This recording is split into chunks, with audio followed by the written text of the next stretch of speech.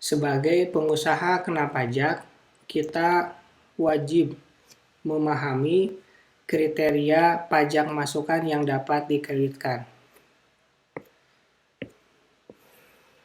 Kenapa? Karena jika tidak, maka kita akan membayar PPN lebih besar dibandingkan yang seharusnya.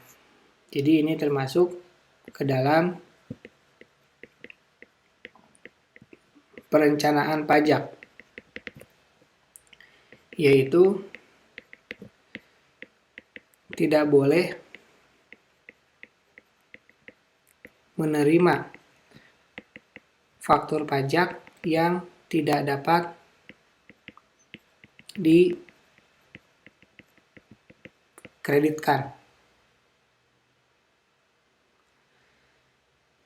Yang pertama, pajak masukan yang dapat dikreditkan itu harus memenuhi ketentuan material, yaitu PPN masukan yang dibayarkan harus berhubungan langsung dengan kegiatan usaha. Kemudian, dalam hal mengkreditkan pajak masukan harus didukung dokumen-dokumen yang lain, seperti invoice, kwitansi pembayaran, yang menunjukkan bahwa transaksi tersebut sudah dipungut PPN, bukan transaksi fiktif. Makanya kita harus mengetahui kita perusahaan apa. Maka ketika kita tahu kita perusahaan jenis apa, selanjutnya adalah apakah transaksi ini merupakan ada hubungannya langsung dengan perusahaan kita atau tidak. Jangan sampai ketika kita membeli barang itu ternyata gak sesuai. Kita beli stick golf, padahal kita perusahaan manufaktur pembuatan jaket. Itu tidak berhubungan. Nah, kemudian juga kelengkapan dokumennya.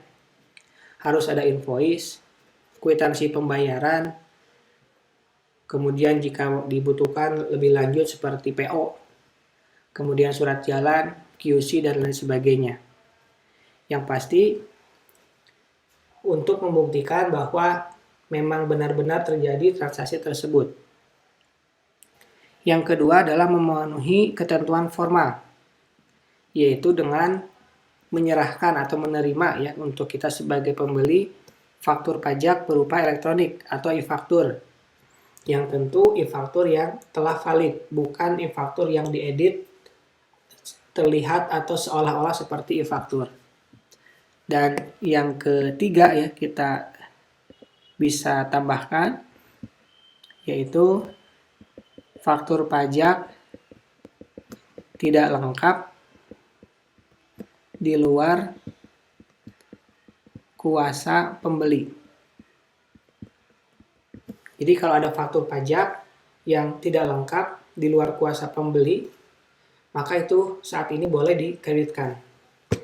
Itu 3 kriteria pajak masukan yang dapat dikreditkan.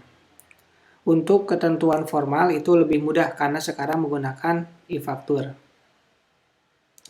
Kemudian penjelasan lebih lanjut tentang pajak masukan yang tidak dapat dikreditkan.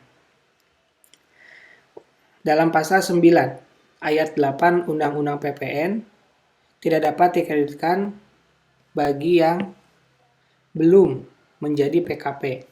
Oleh karena itu, pada saat transaksi awal, kita harus minta NPPKP.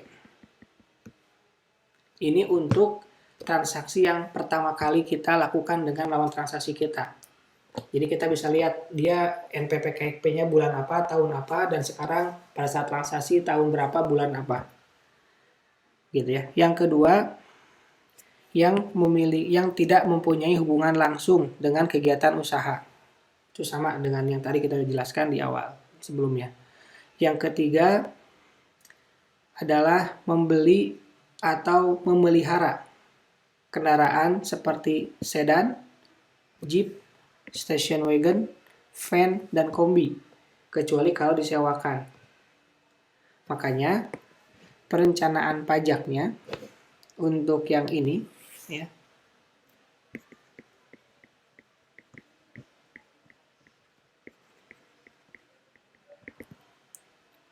jangan membeli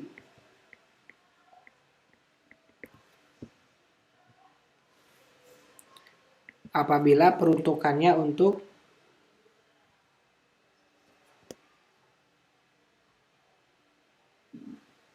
perusahaan ya. Jadi jangan membeli jenis mobil seperti ini. Meskipun itu untuk direksi. Kecuali kalau misalkan untuk kepentingan pribadinya direksi, itu terserah. Seperti itu ya. Yang keempat, pemanfaatan BKP tidak berwujud atau JKP dari luar daerah pabean. Nah ini berarti bukan lagi teritorialnya Indonesia. Kemudian yang kelima, faktur pajaknya itu ditagih dengan penerbitan ketetapan pajak. Berarti udah ada masalah, makanya sampai harus ditagih. Nah itu faktur pajak yang seperti itu tidak bisa dikreditkan. Dan yang terakhir, yang keenam, faktur pajak yang tidak dapat dikreditkan itu adalah perolehan BKP atau JKP yang faktur pajak masukannya tidak dilaporkan. Ya. Tidak dilaporkan dalam SPT. Dan ditemukan pada saat waktu pemeriksaan.